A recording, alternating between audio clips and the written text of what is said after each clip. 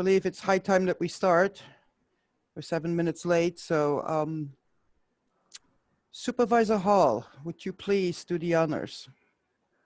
Thank you, Pascal, and thanks for doing your best to get this up and running. We've been looking forward to today's town hall as a wrap up to the Jones Fire and to answer community questions and have a discussion about preparedness. We're just starting with the fire season. So again, thanks to Pascal for hosting this and for everyone who's tuning in. And the Jones Fire was one that we had, I have to say, as a participant in the South Yuba River safety cohort that Supervisor Hook and I sit on, and with a number of folks on this call, this is exactly the kind of fire we've been fearing and trying to work to help deal with and advance. So there's a lot of more work that can be done, but it's just an amazing amount of work that has gone in to this fire, to keeping us safe. Although we lost some buildings, some precious buildings at the Woolman School and with the Sierra Streams Institute and some private homes, and we're very sorry to hear that. We are incredibly grateful that no lives were lost, and that's a tribute to our firefighters and all of our first responders. I want to just say briefly that the Nevada County is shifting into recovery, and that our Nevada County Relief Fund has begun a wildfire relief and recovery campaign to provide immediate assistance to evacuees who were impacted by the fire. And this short-term assistance is to fill immediate needs such as temporary housing, groceries, gas, or make repairs that are necessary to get people rehoused. That fund is accepting tax-deductible donations through Labor Day at www.nevcorelief.org. So we want to encourage folks who want to help that way to donate there. At this point, I'm going to pass it over to Supervisor Hook to introduce our panelists. Thanks, Heidi. Gosh, thank you so much to our firefighters for their efforts to contain this Jones fire, to law enforcement, their quick and proactive evacuations, and gosh, to our community for jumping into action with all the preparedness tools we've been working on over the past years. It's very moving. And I want to introduce our panel today if I can. So first we have CAL FIRE from the Nevada Yuba Placer Unit, Chief Brian Estes. We have Nevada County Consolidated Fire Deputy Jerry Funk, Deputy Chief Jerry Funk. Nevada County Sheriff Shannon Moon.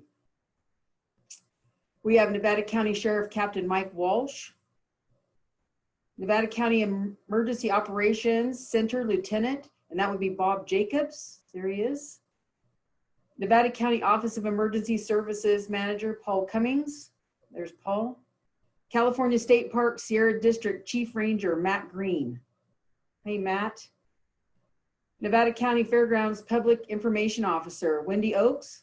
There's Wendy. And Nevada County Veterinary Disaster Response Team, the Animal Evacuation, Pat Ellers. There's Pat up there. Thank you all for being here today. And now back to you, Pascal. And I actually remembered to unmute myself. So what I would like to do is maybe start with Chief Estes, and I know you have to give us an overview of what happened and where we're at right now. Okay, thank you, Pascal, and thank you, Chair Hall and Supervisor Hook and all the rest of our valuable cooperators here in Nevada County. Pascal, are you able to share that short PowerPoint up on the screen? Good question. Let's try. I don't want to have us go into DEFCON 4 here, but you've done a great job of getting us up and running. But if we can, I did a short PowerPoint with Sheriff Moon the other day for the Board of Supervisors, and I've updated that just to give a visual on some of our latest stats and some of the efforts, both statewide and regionally, that are with us as of today. And I also have Assistant Chief Jim Mathias will be with us in case there's any specific questions. He'll be able to add his reflections as the incident commander on the Jones fire. So, okay, so let's try this. Okay.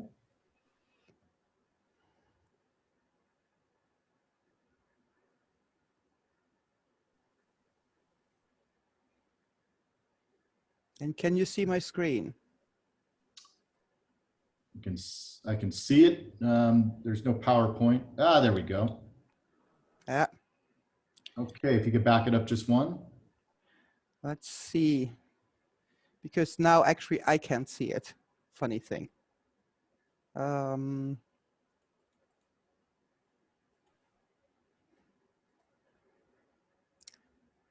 we go. There we go. So I just have, this may look somewhat familiar to our board members and cooperators, but for the public and those who are viewing, this just gives a short overview and kind of a wrap up of the Jones Fire, where we were and, from the beginning and where we are today. So as everyone knows, the Jones Fire was in a really, really critical target hazard area for our state responsibility area within Nevada County. The South Fork of the Yuba drainage from stem to stern is really one of our, one of our most critical priorities that we have for initial attack.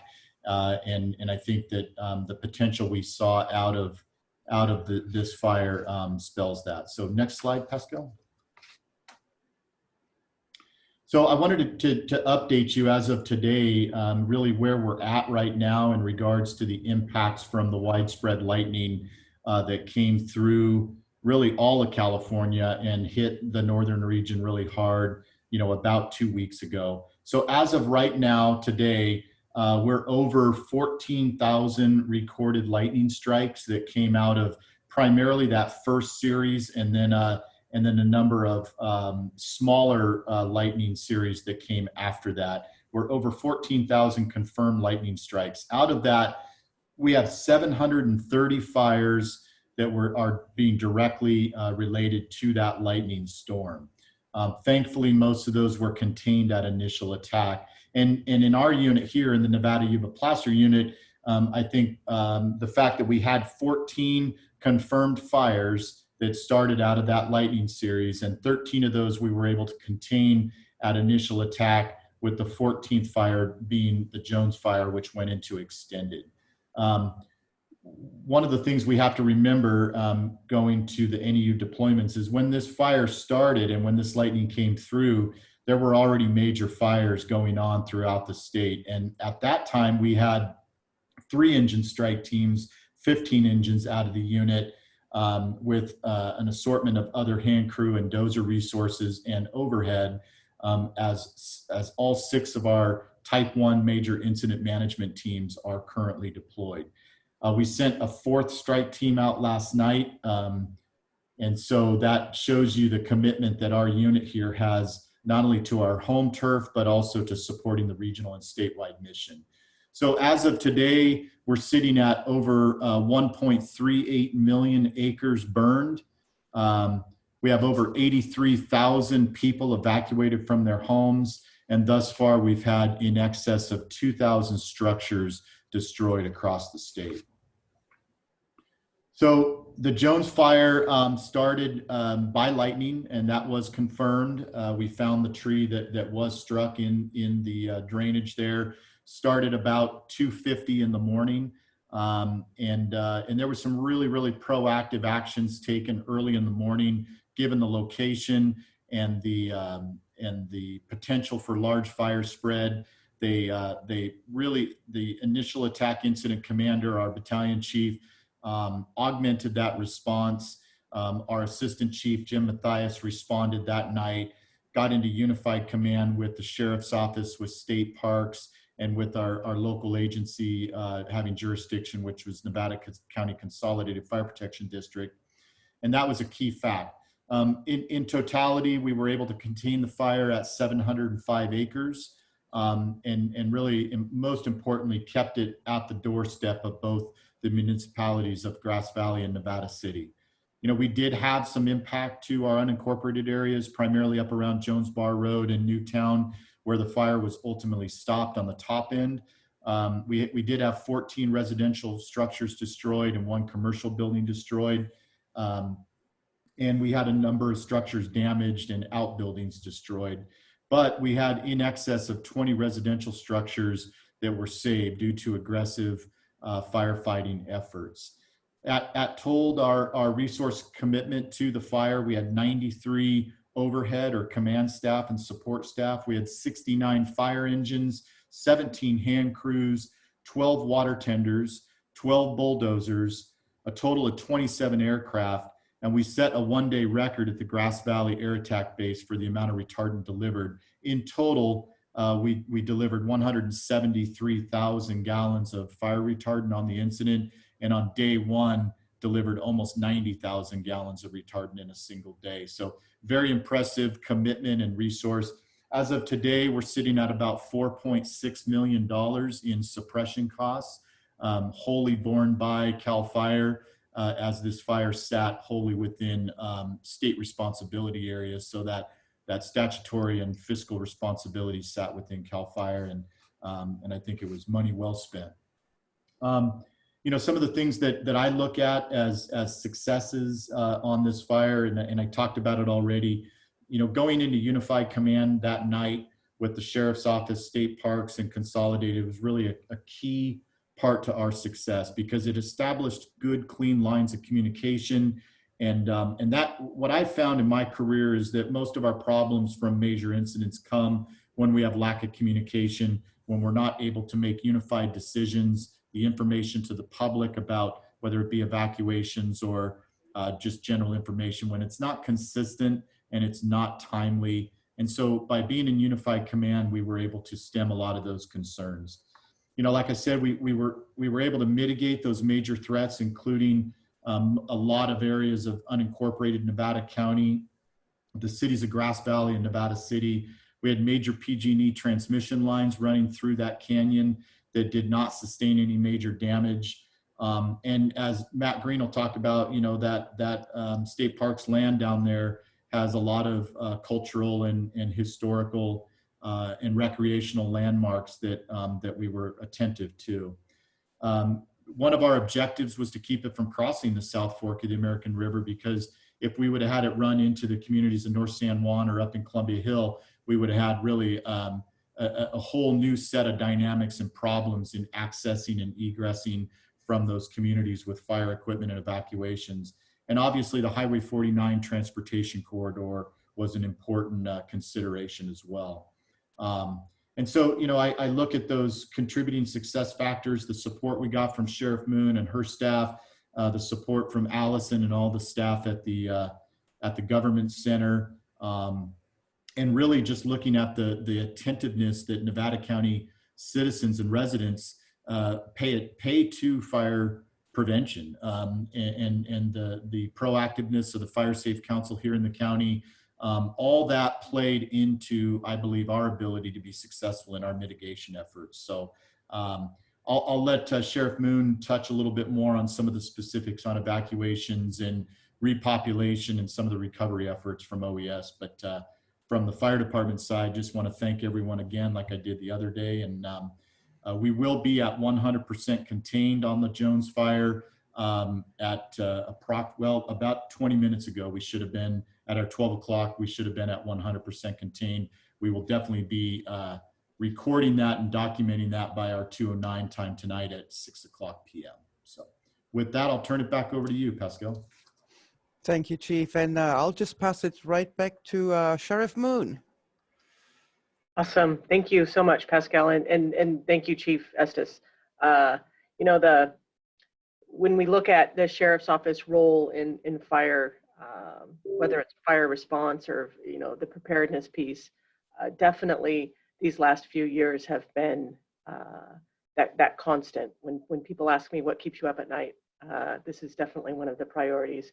And we listened to the community in the last few years and listening, learning from other fires across our state, and also looking and listening with our board and our CEO's office on the priority of fire response, and being in that relationship with the community on it. I think, you know, when we talk about how communication in that joint command works, you know, that doesn't start during a fire.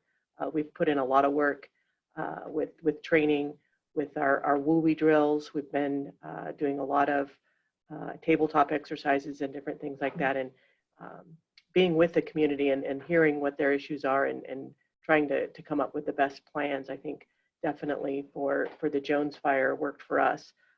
You know, there were several fires in Nevada County Monday morning that our staff and our patrol staff were assisting with. You know, that's a graveyard shift. So the foundation also that my staff had, that early morning hours, I think were critical in ensuring that we had enough staff come in and respond to that. And part of that is the new system that we have with our search and rescue volunteers, and a program we've been developing, you know, continue to develop so that they can assist us with that incident command and resource deployment. So when we start seeing more of our staff come in, being able to get folks out and really making sure that we know where they are and the safety of our staff when they're out in the community, I think definitely helped. We placed, you know, we started with that incident command, with that joint command, and identified incident commander. So Captain Mike Walsh on the panel today was our incident commander for the entire fire. And again, a lot of other support staff with him to making sure that a lot of those different avenues for incident command are, you know, assigned. So it's not one person running around with their head cut off. You know, we learn as we go, and I say this to a lot of folks. You know, the progression that we've seen in the training, and you only perform as far as your training will take you, and really making sure that that's a priority, and that's going to continue to be a priority, because clearly we're always looking at ways in which we can improve, and I'm really excited about those different things, and you know, working with the county and working with our fire partners and state parks.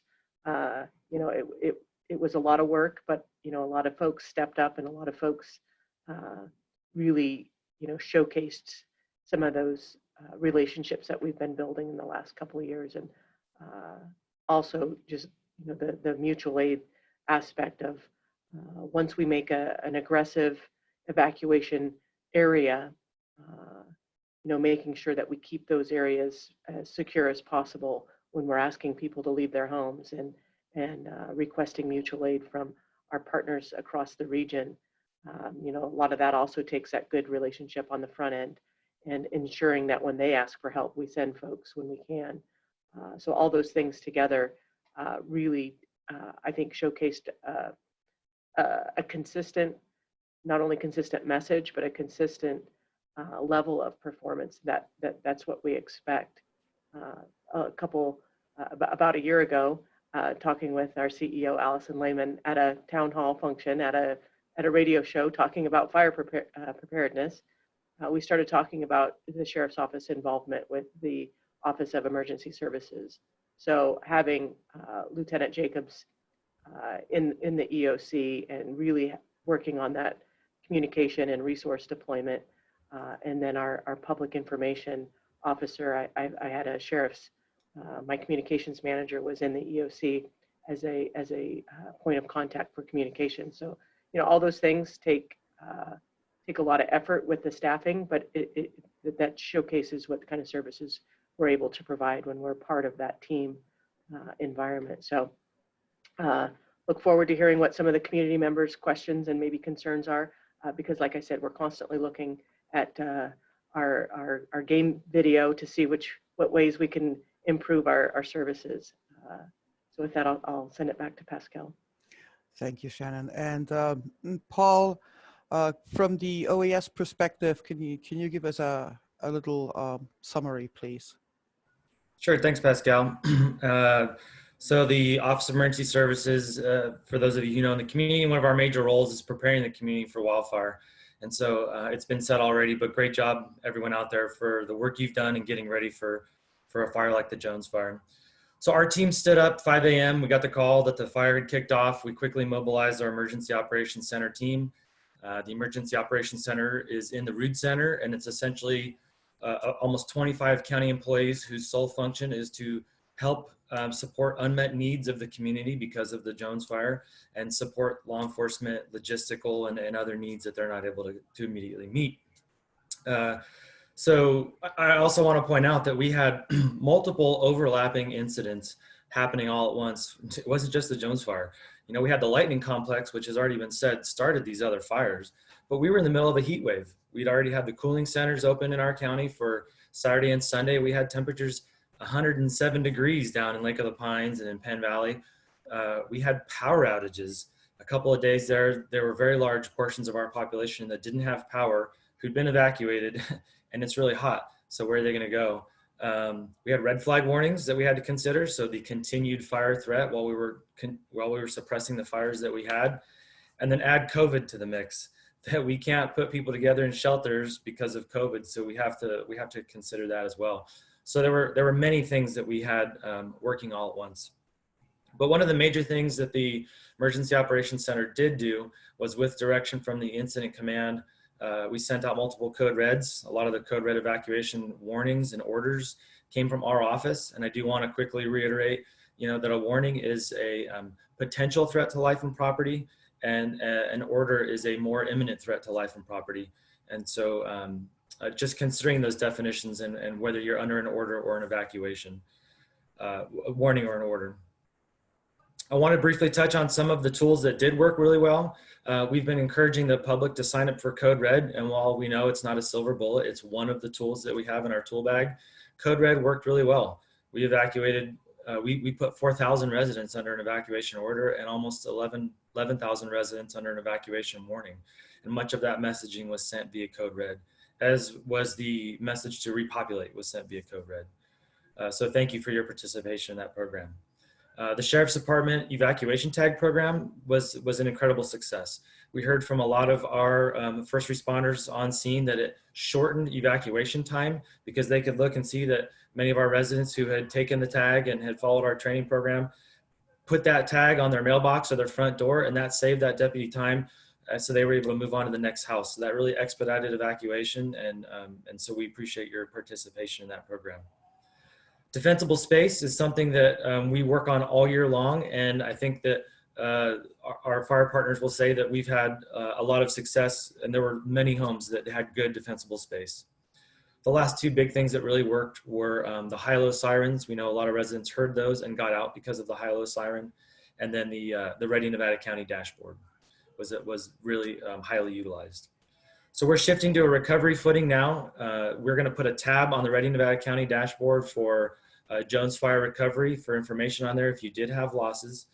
So please, hopefully next week, reference that. And then the county's working to put together a resource center to support residents who've had losses due to the Jones Fire. And then lastly, I leave you that we are heading into the opportunity for more red flags and public safety power shutoff. So let's not let our guard down as we continue into fall. Thanks, Pascal.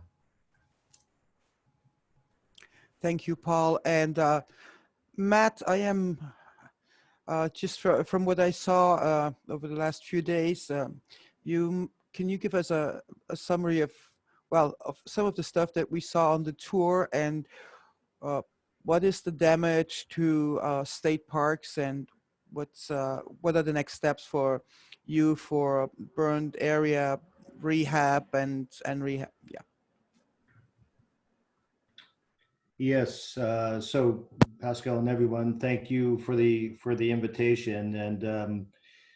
And just to start off here, just a brief summary. I just want to thank the work that Sheriff Moon, Sheriff's Department, Jim Turner, Matthias. We established relationships with this county years ago, and I think it really pulled through for this event. Our state force, our peace officers, what we call Rangers, but they're state peace officers. They've been deployed throughout the state for every critical incident you've seen on the news. They've been down in your local people have been on the streets of LA, the San Francisco, and up here, and they'll comment about this county and how well we all work together in this incident. So you have the CAL FIRE and everyone just did an incredible job on the site. Obviously, we have natural and cultural resource damage. There's always erosion concerns. There's lots of physical hazards down there. The principal loss, as all of us know, is the western portion of the Independence Trail. We had a tour out there yesterday. We took some folks out. We intend to keep on going with our surveys and assessments.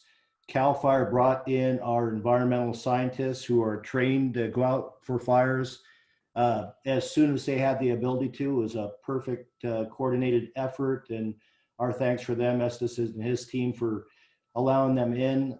There's going to be a lot of natural resource rehab work to be done. The area needs to be healed. What we're going to be looking at, we already had our stakeholders on the ground, county, our regional nonprofits, the South Yuba Land Trust, Sierra Gold Parks Foundation, South Yuba River Citizens League. Similar to what we've done with the Bridgeport Covered Bridge, we're looking to have a coalition together to set forth and solve another one of our critical issues that we have on parks in our county, and we're going to get that done. We do have a closure order in place for the area. It is unsafe. It does need to heal principally. And before we do any work down there, we're going to be looking at some type of a phased project. Our job in parks and as land stewards is to keep lands accessible, for the public, but we have to do that safely. When we transition from a fire component with the full containment identified by Chief Estes here today, that means it'll transition back into parks hands, and we do have a closure order for the properties that are west of Highway 49, south of the South Yuba River, up to Jones Bar Road. It's posted and signed. There's going to be, Caltrans has been great, that parking area, the whole Independence Trail. There's closures on that, and that's something that I do want to bring up, but it's only just to make it safe so we can rebuild it, and that's what we're going to do. So I'm just going to ask the community for, Western Nevada County has been tremendous, and it's going to be a partnership to get this done, a collective effort. But we're going to be talking and meeting here soon. Allison Lehman was out with us on our tour. There's great commitment from the county and all of our partners. And as we speak, our crews are on the ground now doing some erosion control rehab work. That's going to be ongoing. We're hoping for light rains as we enter into a season, not episodic events, because we've had a number of issues, as everyone knows, around Highway 49 lot, where we've had large landslides. We've had them throughout the Independence Trail.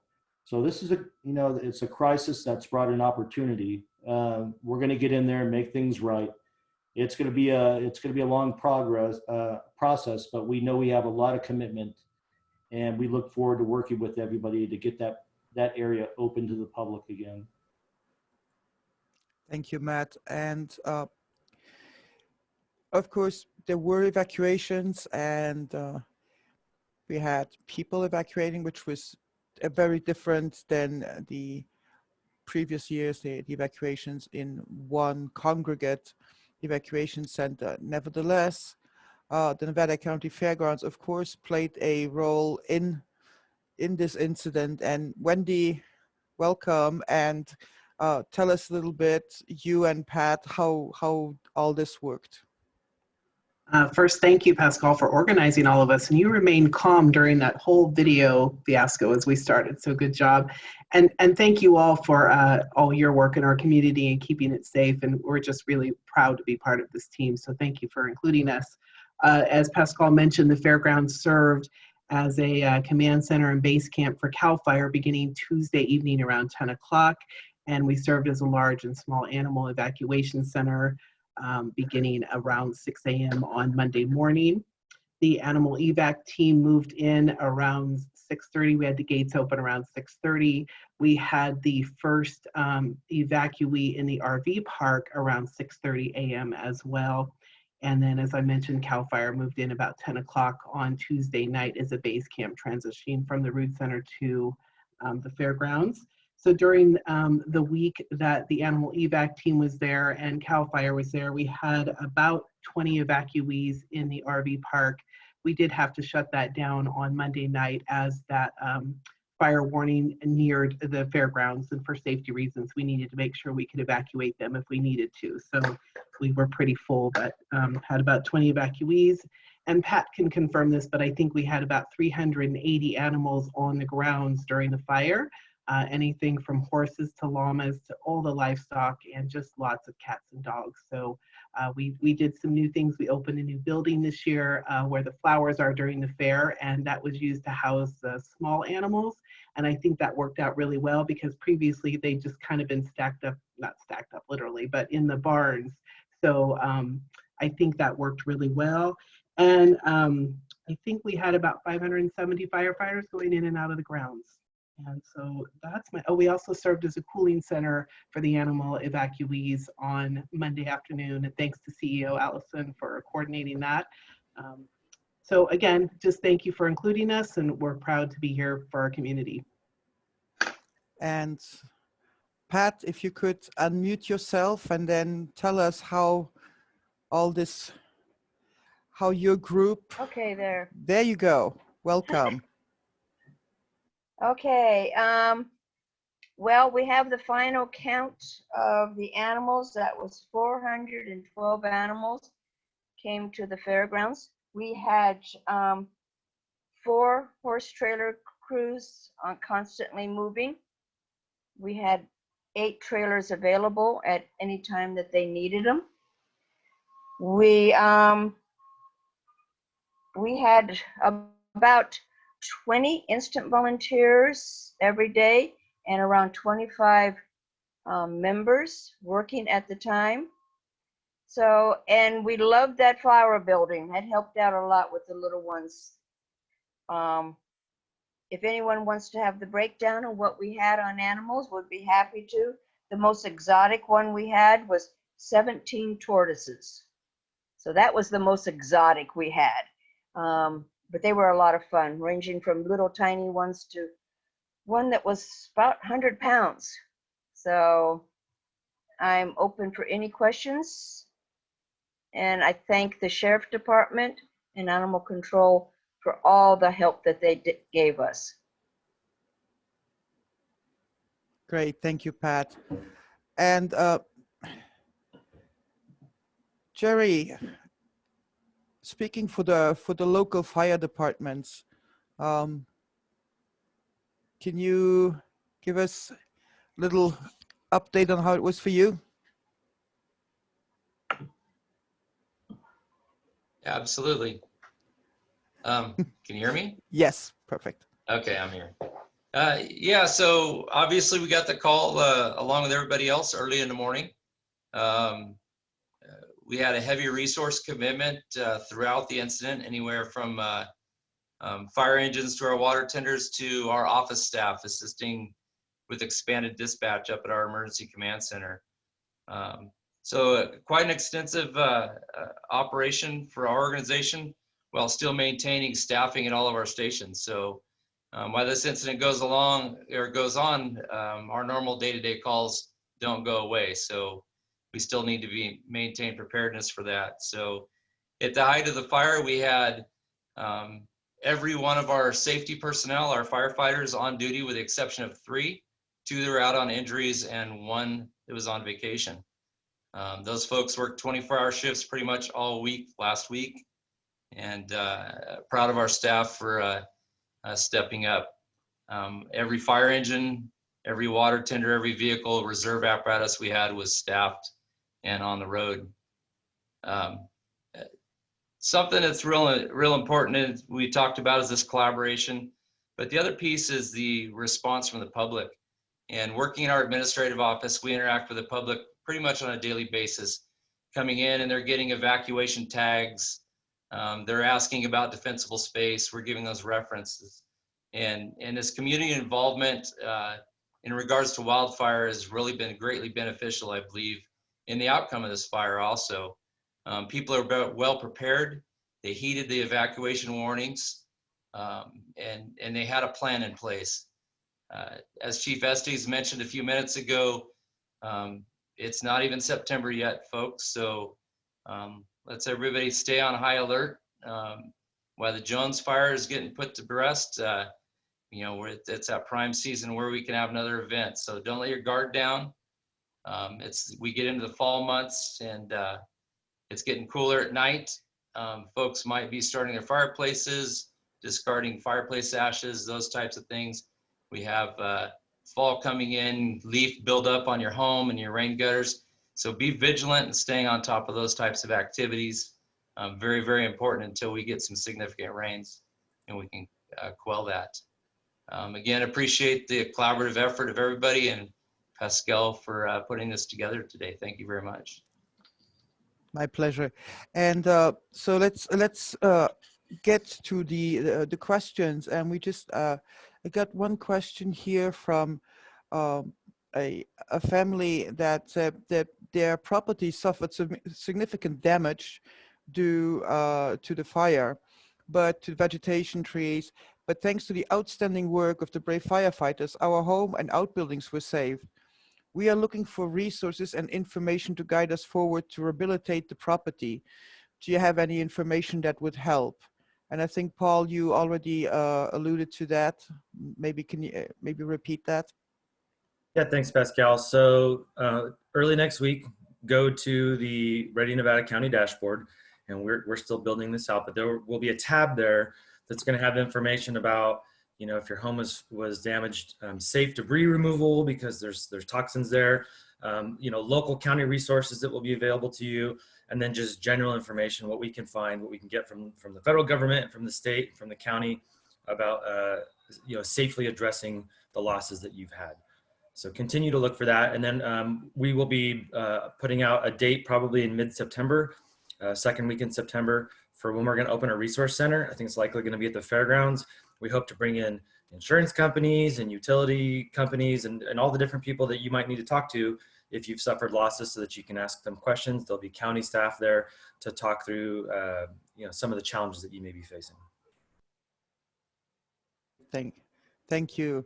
Another question, and I get several variations of this. The retardant that was, and especially the record amount of retardant that was actually dropped on the fire. The question is, first of all, what is the retardant? Is it toxic? Was there some that was dumped in the watershed, and could that do any damage to aquatic ecosystems? Yeah, I can answer that, and maybe Matt can follow up a little bit from the state park side. But it's pretty common. It's a pretty common question that we get with retardant delivery, and as a general statement, we do have rules and regulations where, if possible, we try to keep the retardant away from riparian or waterways to a certain degree. But obviously, when it comes to the protection of life or property, that's our number one objective. So to start out with, the actual name of the retardant is called Phos-Chek. It's produced by a company called ICL, and it's used across the nation. And to break it down in the simplest terms, it's about 85% water. It's about 10% fertilizer, and it's about 5% gum thickener to give it some residual nature, so that when it's dropped out of the airplanes, it retains some of its thickness and ability to penetrate and stick to the vegetation. So generally speaking, it does not meet any kind of toxicity levels for humans or fish, ecological, any of that kind of stuff. And that's been verified by the Resource Conservation and Recovery Act out of the Code of Regulations 261. And in fact, dry material, it's delivered to a retardant plant like Grass Valley in a powder form, and then it's mixed with water in the pumps up there, and then delivered to the aircraft on the pads. In the dry form, if it needs to be disposed of, it can simply be taken to a landfill or recycled in nature. And the only reason it's red has nothing to do with the chemical nature of it. The red is actually just so the air tankers, it's just an additive, a non-toxic additive, a dye, so that the air tanker pilots can see where one drop left off and where they need to start the next drop. So it's just a visual cue for them. And we have both short-term and long-term retardant, but that color will disappear over a matter of time. Really is by time it gets wet. it'll disappear. We do try to generally wash it off of roads and homes and cars and things like that as a courtesy. Probably the biggest detractor of is it can be kind of hard to get off of surfaces if we let it dry. So we do try our best to get it off, but it's non-harmful to that. And I know from talking at the Board of Supervisors meeting a couple days ago that I believe environmental health at the county is working with NID to evaluate some retardant that I believe was in one of the waterways downstream from Newtown. And Paul might be able to speak a little bit more on that. So that's kind of the dime store tour of fire retardant. Thanks much, Chief. Thank you. And we have a couple questions, and maybe, I don't know, maybe Paul and maybe Sue and Heidi. There's a lot of people that are talking about the questions of the insurance companies that are already canceling insurance, and what can the county do and help people retain insurance or get new insurance living in these high fire danger zones, and at the same time combine that, if you will, with a question about the hazardous vegetation, the roadside hazardous vegetation ordinance. And there's a lot of Scotch broom along Newtown and other roads in that area. Scotch broom is along Whitney Springs, Jones Bar between Empress. What does the county have a plan to reduce this hazardous vegetation, and by extension, maybe help people to keep their insurance? Pascal, this is Paul Cummings from OAS. I'll start with the Scotch broom and the roadside vegetation. Common concern for our county. We know that evacuation is one of our top priorities, and hazardous vegetation along the roadway can inhibit that. We don't necessarily target Scotch broom specifically in our county level efforts. I guess at a very basic level, if it's a county road, then our public works office is going to do the standard roadside clearance of 10 feet over and 15 feet up. They're doing that with various sources of income, and they've actually gotten that bolstered, I think we've said a few times, through the CAL FIRE grant that we were awarded. So if it's a private road, then that's going to be up to the private residents to do that roadside clearing in accordance with the California Public Resource Code 4290, and then with our county ordinance. So to circle all the way back, we don't necessarily go after Scotch broom first. The Public Works Office is really going to prioritize roadside clearing based on fire risk in the area, and then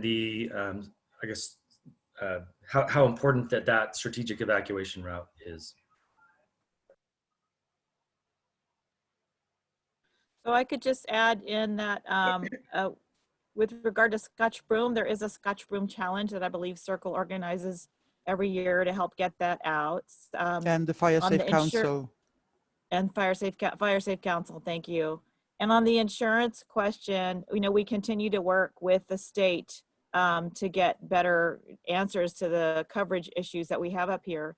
The FAIR plan should be available to everyone who cannot get insurance from any other company. It may not be as big of a coverage as you'd like, but it should be available to everyone. And I think Paul had said that they will have insurance folks there right at fairgrounds when they're reaching out to folks.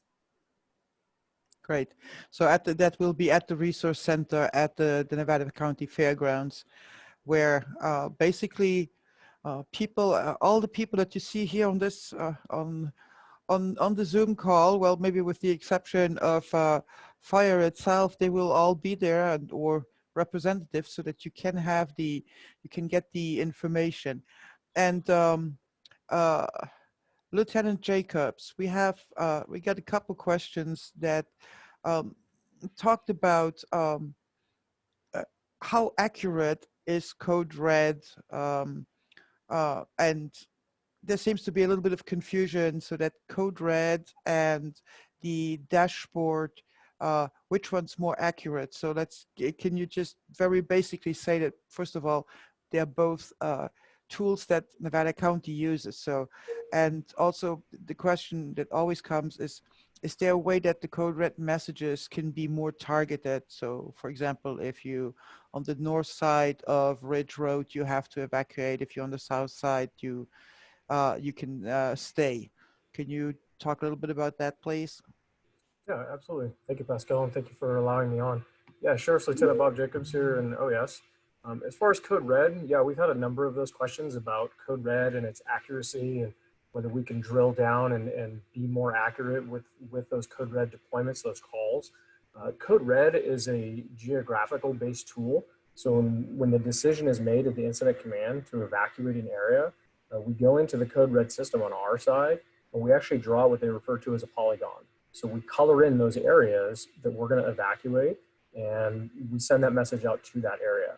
It's been said on here already that Code Red is a tool, not the tool. We know that it's not perfect, and we know that when we line up those evacuation order areas, those mandatory evacuation order areas, along with those evacuation warning areas, we know there's going to inherently be some crossover, and we have received some complaints that some folks got the order first and then followed up with a warning.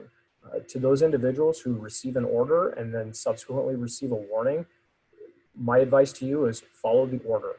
Err on the side of caution and evacuate. You don't want to second guess that. Just go ahead and follow the instructions to evacuate. As to the question of can they be more precise in their messaging, that can get a little tricky, especially when we're evacuating large areas. To use a geographic landmark, it's going to be difficult because everybody could live on different roads. The fire could be approaching them from different directions. So our strategy at this point is to message where the fire is and what direction we believe the fire is moving in at that point. And then we tell people that they need to evacuate immediately or be prepared to evacuate. That way, those folks who are receiving the message, they know where the fire is, what direction it's coming in, and then you can implement that evacuation plan. Going back to those 3 routes out of your neighborhood. If we can tell you where the fire is and where it's moving, hopefully that informs you to the best route to take to evacuate away from your house. Thank you. And also, Code Red is not the only tool that you have. You have, of course, the high-low sirens, which, according to all the reports that we got, worked really, really well. Yeah, absolutely. In fact, being here in the EOC, we monitor a number of the different radio frequencies. Obviously, the Sheriff's Department's radio frequency being the first one that I'm listening to. There was a number of times where I heard our deputies keying up to speak to dispatch, and you could hear the high-low in the background. We received a number of folks that were giving us feedback on the dashboard, and they talked about how that was one of the first things that they heard was they heard the high-low sirens driving through their neighborhood, and they remembered the messages that were being pushed out ahead of time, and they knew immediately to get up, don't question it, get their go bag, get in their vehicle and leave. So yeah, we're extremely proud of the deputies who use the high-low, and we're very glad that people heard the high-low and they acted on it and they didn't question it. Great. And speaking of the next step, then, if you have to evacuate there, a lot of people are, of course, used to go to the fairgrounds. And so there are questions of, will the fairgrounds ever be used again? And if not, because some people actually just basically out of habit went to the fairgrounds, and they were all ready to go and left, and to get some information at least, because they didn't know about the temporary evacuation points that are set up by the Red Cross, but the fairgrounds employee gave them the address of that point in Penn Valley. But there are now questions, can you maybe include something, or maybe a second code red message to tell people what their closest evacuation point is, and also from the fairgrounds to the fairgrounds? So that would be for Wendy. If needs be, are you still available? Well, I can answer part of that question. Always available. That's what we're here for. We're here to serve Nevada County, so always proud to do that. Monday night, I think when that evacuation warning was extended, we looked out and our Gate 1 parking lot was just full of people. So we found out where they were supposed to go. We printed out all that information and just went car to car and handed that out. And they just said, you know, we kind of know where we're supposed to go, but we weren't sure. So we just came to the fairgrounds because we knew someone would be able to help us at the fairgrounds. We heard that in gate 1, we heard that in the RV park, we heard it over in the animal evacuation. So I think anytime we can communicate and any information you can get to us, we know we're going to have public on the grounds. Those gates are open, they pour in, and anytime we can get that information out to them to help them, we will do that. And Pascal, I can quickly speak to the temporary evacuation point model. I think most of our evacuees kind of learned what that was. But in the past, before COVID, you're right, the fairgrounds was kind of our go-to because it met all the needs of our evacuees for congregate sheltering. And so I think the public just went there out of habit from previous events. But right now with COVID, excuse me, the American Red Cross really discourages congregate sheltering because of the COVID risks. So the current model is that they send everyone to these temporary evacuation points, which are essentially a triage location. It's a place where the Red Cross and county staff are there to assess your needs, offer you some air-conditioned space, a place to charge your phone, get some water, but it's not an overnight shelter. It's really just a temporary waiting area until we can get you then to the next step.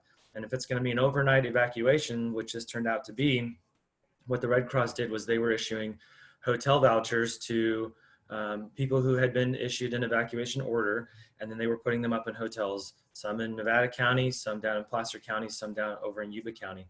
So those temporary evacuation points, we actually had 3 of them open, one in Truckee, one down kind of the center part of the county, and then Ready Springs. And then also the fairgrounds, you know, for part of the time was also helping support evacuees and taking care of some of those needs as well. So those are going to be popped up and identified based on the fire threat, because we can't always say go to Ready Springs Elementary School, because what if there's a fire in Penn Valley, right? We don't want to condition the public to go to one place or another. We really we're going to do our best to try to get in front of that messaging as early as possible about what is open and what's safe, and then we'll get that out there. Our office in OES has worked hard to identify not only shelter locations, but potential temporary evacuation points. And so we actually started including that in our Code Red messages. It was posted to the dashboard. So, but we'll work harder to make sure we get that message out as early as possible. Great, thank you. And Pascal, I just wanted to quickly yes, add to that. The please. community also can always call 211. 211 is a good source of information, as well as the dashboard. So I just want to throw that out there. Yeah, this was there were several questions about Code Red, and of course Code Red is you have only a certain number of characters available, so you cannot. It's not like you can send a text message with a map and complete instructions, or even a link to the dashboard. That's probably not something that Code Red can actually handle. So that's there are the limitations, but between Code Red, the high-low sirens, the public announcements, the PSAs, I think that all in all, this evacuation went really great. People, everybody said they got it, and you probably will need more of those evacuated tags, because especially the ones that got a little bit of retardant, we're hearing that they are now memorabilia already. Another question, and that would be Paul, probably Paul again, for the as far as the evacuations go. Is there can you work on, again, maybe a second Code Red message to give people an idea of to where they should, which direction they should evacuate, especially when it's like along, like say Highway 49, to include which way they should be evacuating. Is there an option, or would NCSO be there and tell people where to go?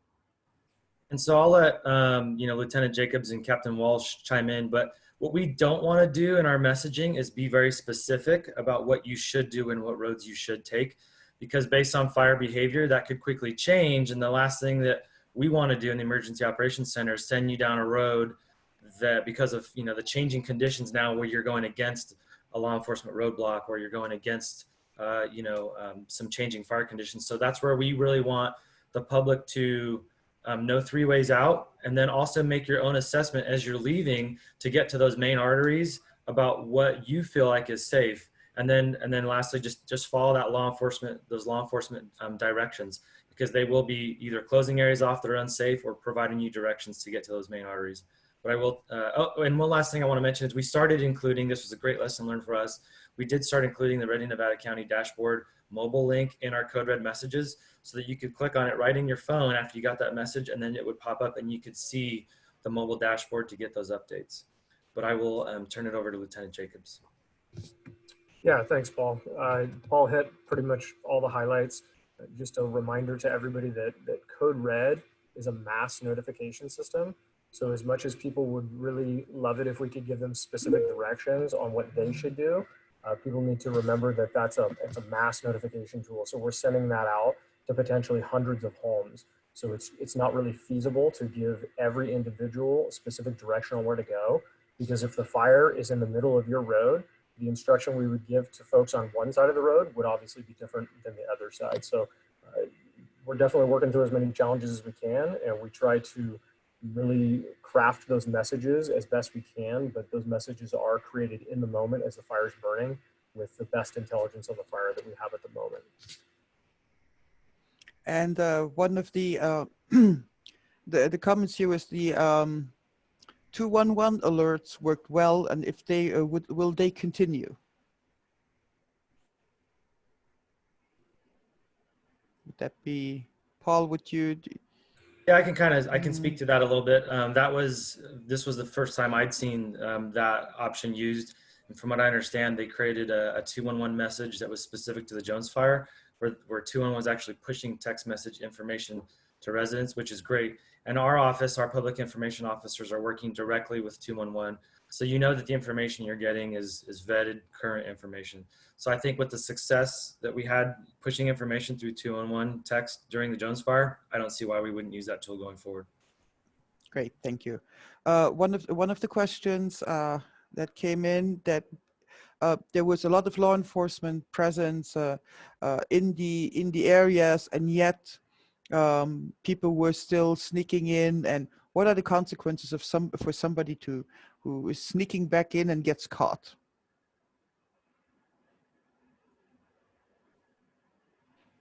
I can probably answer that.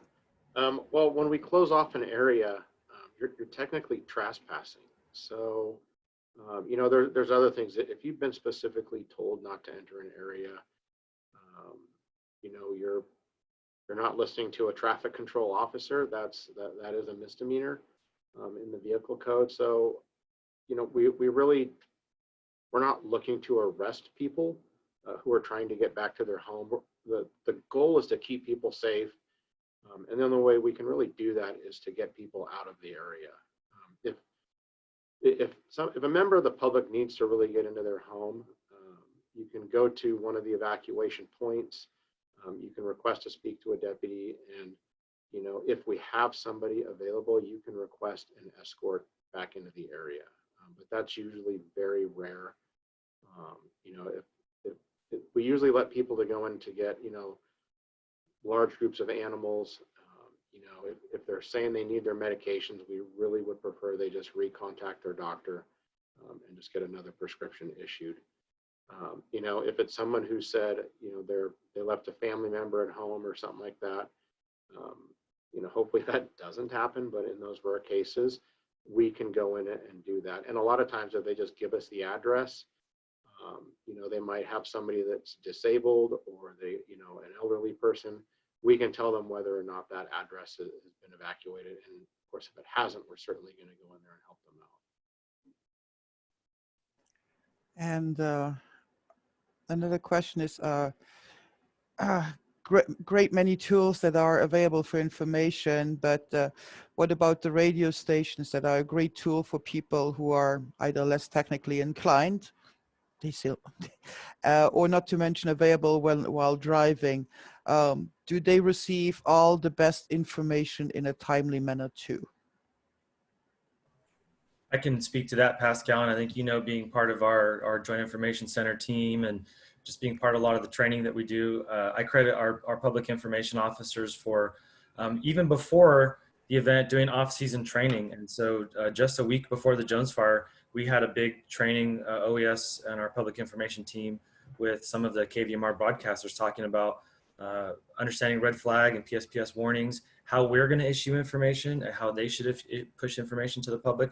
So for the public, what they probably are not seeing is that behind the scenes, there's a lot of communication between the county, law enforcement, fire, and our media partners to get the most accurate information out as quickly as possible. Yes, I can attest to that. And thanks always for responding to the text or the calls, by the way. And that goes for everybody. In the Ready, Set, Go handbook, the evacuation advisory warning messaging is slightly confusing for one of our attendees here. The code red call said, warning, evacuate immediately. So we were unsure of the instructions. Is it correct to assume that an advisory and a warning means the same thing? So Pascal, if you'll indulge me, I'll read off the state evacuation warning and order definitions quickly. And I'm not sure, I'm pretty sure that we didn't push a message that was like that, but I'll reiterate, many of our public, we had 11,000 residents under an evacuation warning, which is less severe or intense than evacuation order. So an evacuation warning is potential threat to life and property. Those who require additional time to evacuate and those with pets and livestock should leave now. So if you're under an evacuation warning, that means you really need to increase your readiness level. The fire could, enter your neighborhood, but you've not been issued an order yet. An evacuation order means there is an immediate threat to life. This is a lawful order to leave now, and the area is lawfully closed to public access, in line with what you heard Captain Mike Walsh talking about.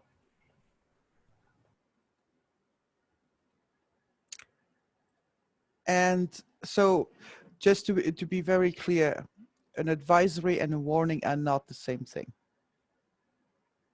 So to be honest, our office, we're pushing these messages out. I think an advisory is not a real term.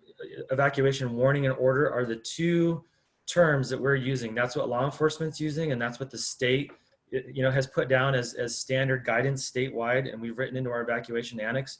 The two terms are warning and order. So and either way, you always have the option, if you don't feel safe or if you think you need more time, you can always leave early. Leaving early is always an option. So, and then you can go to you even can go to the fairgrounds, and especially if you have animals and you need more time, so that Pat and her group, that they all have enough, also enough of everything. And Pat, correct me if I'm wrong, but your group, you are currently also raising funds for a new trailer for Yes, to we kind are. how can people because I don't think that you are included in the general relief fund, so how can people find out if they want to support you? We do have a GoFundMe account. It's for a new mobilization trailer. So we have the GoFundMe, and then we have a Facebook fund going too also. And they can get a hold of me at any time, Nevada County Veterinary Disaster Response Team. And they can get a hold of me that way, and I can help answer any questions. The fairgrounds have been fantastic in letting us store some stuff there because we got a lot of donations. So we would really appreciate some help. Thank you. Thank you. And speaking of relief, there is of course now the Nevada County Relief Fund that is set up. So that is nefcorelief.org, if I'm not mistaken. Would hate to give out the wrong URL. I think it's nefcorelief.org. And where you can now specifically donate as well for the Jones Fire victims. So that is one of the things that also I'm pretty sure that our supervisors will push that a little more. So thanks, Yes. Pascal. It's really very exciting. I think the fire site, I think we're already at $17,000. this community is incredibly generous and caring. So, and I want to thank Caleb Dardick for really working and getting that out there along with the rest of the staff here at the county. And again, thank you, the community. So, and you did just give that, I think it's the relieffund.org. And it's very easy to do. You click on there and you can make your donations. And I'd like to tell people it's not always a big donation that makes a difference. It's the $5 and $10 ones that even add up. So please feel free to click on. And again, we too want to really support the animal rescue group too. I know they've got a GoFundMe page out there right now too. So just so many people to thank for all their efforts as this moves forward. That's for sure. Heidi, anything you want to add there? Nope, Sue covered it. We'd love to get those, obvious, just to remind folks maybe that the nevcorelief.org fund still exists for people to donate to businesses also that are suffering from the shutdowns from COVID. So we've just added on this ability to provide folks who have been affected by the wildfire to get money out of that too. So multi-purpose fund.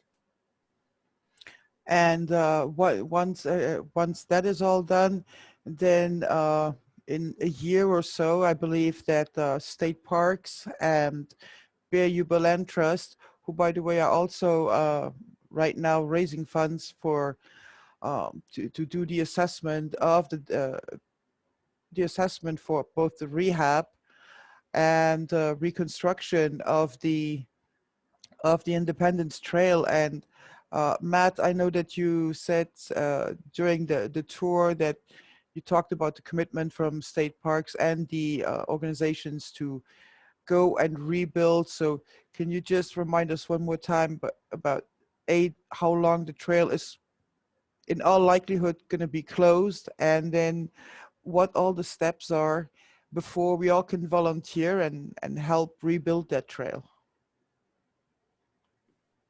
You bet, Pascal. So right now, the essential location for donations for the Independence Trail is through the South Yuba Land Trust. They have a GoFundMe site, and they're working in collaboration with the Sierra Gold Parks Foundation. And we're probably going to be looking at it on a quarterly basis for assessment. The first opportunity we might have for accessibility out there is a dirt trail that would might be able to be put into place once we know about soil movement and what erosion might take place. But we're going to be meeting here on a regular basis with our new committee and with our nonprofits, and we're going to hopefully keep that messaging out there and keep the community informed. Perfect, thank you. One of the another question we get from sent ahead of time was regarding if we have more fires, do we have the capacity with all the fires now burning in California? Do we have, well, basically, do we have sufficient capacity to have a strong initial attack so that we can keep all the fires small? Yeah, I'll take that, Pascal. So yep. I mentioned earlier in my presentation the amount of equipment that we have currently out of the unit right now, but what I didn't explain maybe is importantly is that, you know, we all work in a very kind of regionalized and mobilized system across the state, and those resources all across the state for CAL FIRE are controlled out of both Redding and Riverside County for the north and south ends of the state.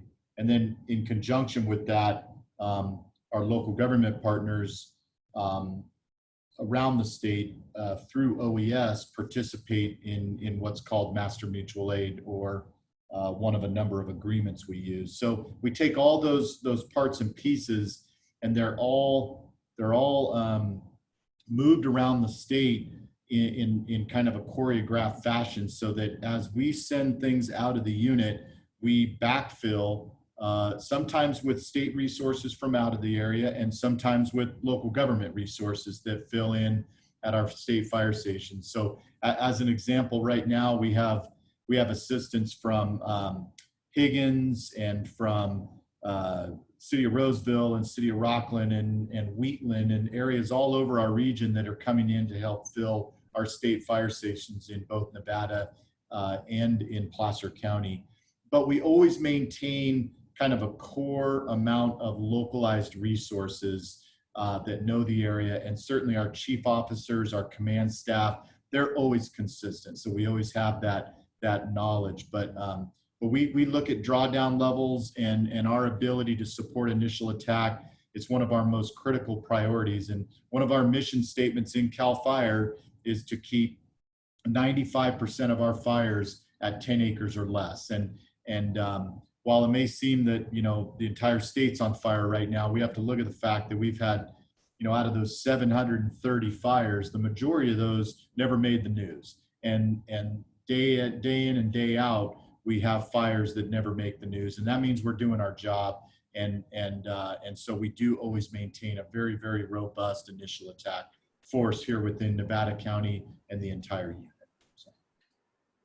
And I think a good example of that was the Auburn fire yesterday, which was started just as a small, basically a roadside spot. And so that was, and immediately there were CAL FIRE and local engines there.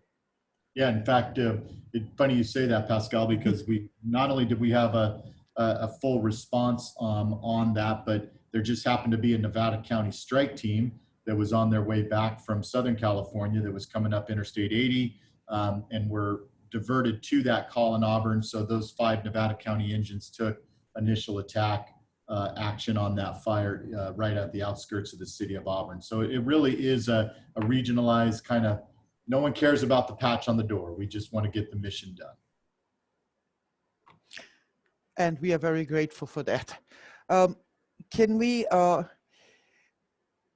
mean, we have 10 minutes left, so I would like to hear from the fairgrounds because it's very different. You were there, of course, as the ICP, but so for the fairgrounds, you had a pretty successful auction right before the fire, but nobody really knows what the fairgrounds.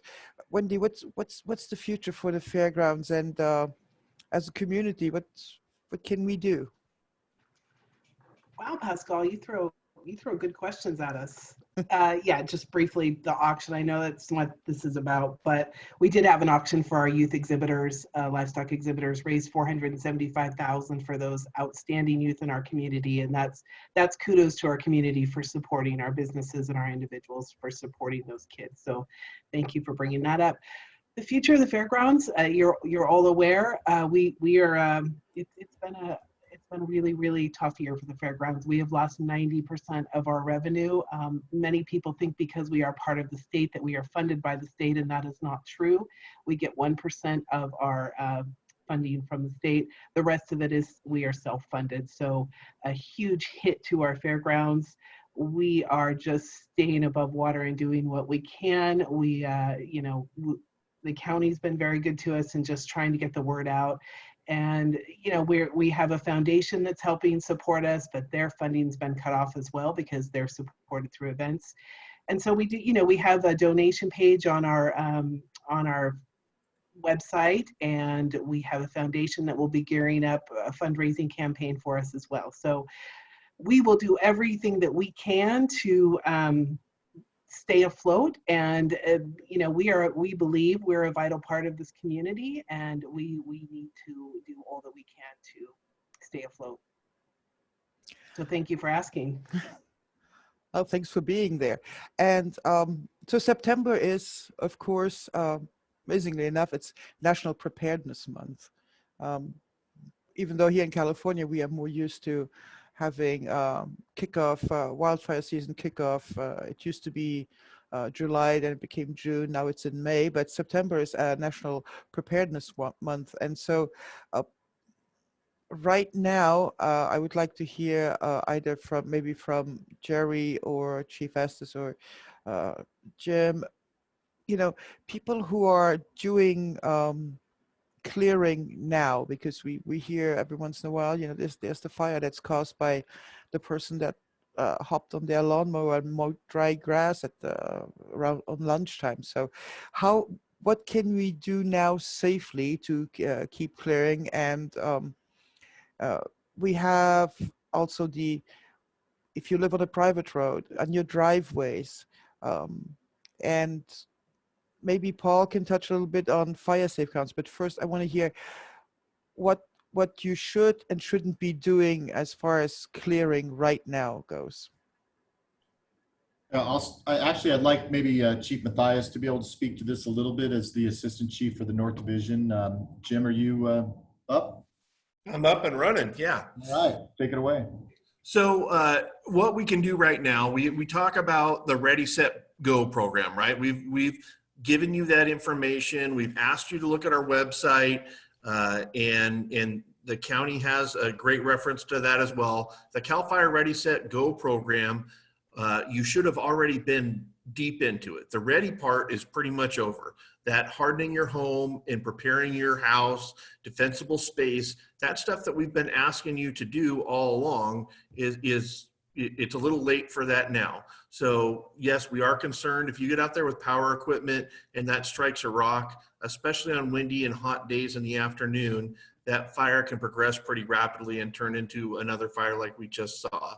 So we're hoping that you had already done that ready program. If you are going to widen your driveway or keep that clear, just do it with hand tools. It won't work as quickly, but if you really feel that your safety is in danger, that's something you kind of really need to get physically done close up and not use mechanical tools that can add to our fire danger right now. So that's the ready part. So the set and go is what we really want you to focus on. That means have your go bags ready. That means know your neighborhood so that when you do have to get out of there, that you're ready to go and you know the direction that you go and you have options. All those things are the preparation that we should be doing now. It's a little late to just start thinking about Ready, Set, Go program, but if you haven't thought about it, we ask that you look at our website, take a look at that. Go through the Ready, Set, Go program. Like I said, Nevada County also has a mirror image of that. And we want you to do the set and the go part right now if you haven't at least done the ready. So hopefully that answers your question. And we have one more question about talking about fire breaks. Are there now any plans to cut fire breaks along Jones Bar? Because after all, there is already the fire already has done part of it. Yeah, that Jim again, and I'll continue on with that. So as we know, we've already created a whole bunch of fire breaks. We were in discussions with Matt Green and his folks. They do own some state park property at the end of Jones Bar Road, and we were trying to get that road improved and get some clearance done. There are environmental concerns, so we don't want to just go in and cut vegetation down and do more damage to the long term in the environment. So there's rules that we have to follow with CEQA and environmental protection that we have to consider. And we just simply couldn't get through that process quickly enough and with the funding in order to get that section of Jones Bar Road done as quickly as we'd like to. And like I just talked about, it's not the time to be doing a lot of that mechanized work, which is kind of what we need to do in that canyon in order to be successful with that. But all is not lost. This is 1 year. We're in it for the long term. We're going to continue with that. Matt's folks are going to take a look at that, see if we can do that part of it. Another thing that we're trying to do is we want to submit grants. The county's been a great partner. They've been very successful with submitting grants. We want to extend our Ponderosa fuel break that we have. We have that the Ponderosa West Grass Valley Defense Zone project that's going along very well. It's been very successful, and we've always considered a phase 2 and a phase 3. A phase 2 would go to the south, kind of extend that existing fuel break down towards Lime Kiln Road, and then phase 3 goes up to the north, goes through that canyon and towards French Corral. And just because it's named phase 2 or phase 3 doesn't mean it has to happen in that order. wherever the danger's the greatest and wherever the grants are the most successful are the next part of that project that we're going to start working on. So hopefully that hits a lot of the high points for you. But yeah, we're working on it. It just doesn't happen as quick as we'd like.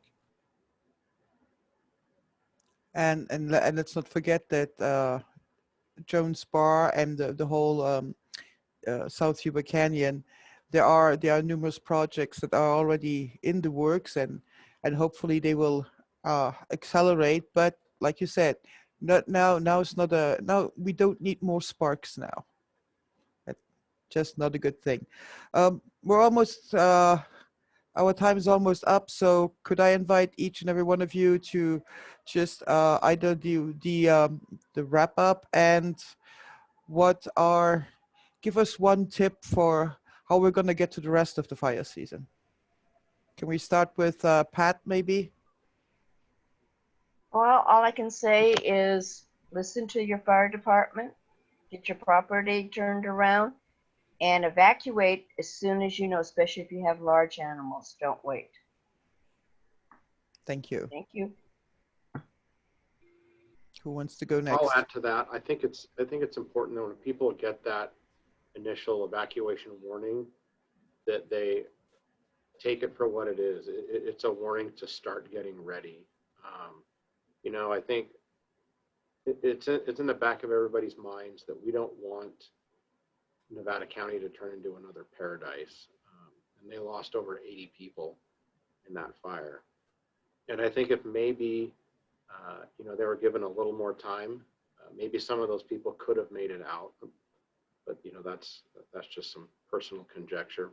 But be ready for that immediate evacuation order.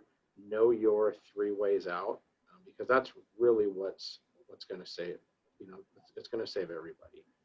Law enforcement and the fire cooperators can only do so much. And when the chaos hits, it's really going to rely on each individual to be ready to go. And I can't stress that enough. So that would be my closing thoughts. Thank you, Mike. I'll follow Captain Walsh on that. We say in OES, evacuate early, evacuate often.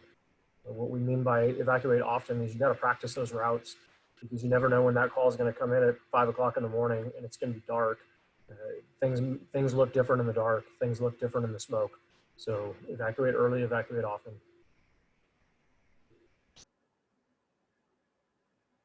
I'll jump in. Please, thank you to all our firefighters. Thank you to the community for doing what we're asking you. Stay alert, stay calm, use your situational awareness, and watch out for your neighbor, and be as kind as you can through all the stressful parts of this. Thank you. That's good. That's good advice, Heidi. I agree. And that's like my favorite part of this is know your 5. Take that time and know your neighbors. You know, that's such an important part of this, not just for fire, but for any kind of emergency. So take that time, know your 5, and take that time, check out Fire Safe Communities. We've given you all kinds of great references to go to. And again, we just can't thank this community enough for how they came together in this kind of an emergency and how they worked with all of our first responders. And so, Pascal, thank you for keeping us up to date. I think that's been a great, I have been watching different areas that have this situation going on, and our communication and what we have going on is really pretty amazing. This community, how this is really, our 211 is such a great place for our people to find those kinds of questions, so they keep off of 911. And I'm watching that in different areas, and they don't have that. And so it weighs down to their sheriff's departments, and that keeps things crazy. So use our 211 and check out Ready Nevada County. That's a great one.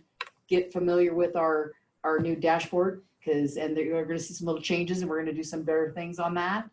And you know, when our law enforcement goes by, give them a thumbs up and tell them how much we love them, because I tell you what, we are incredibly blessed in this community. So thumbs up to all you guys.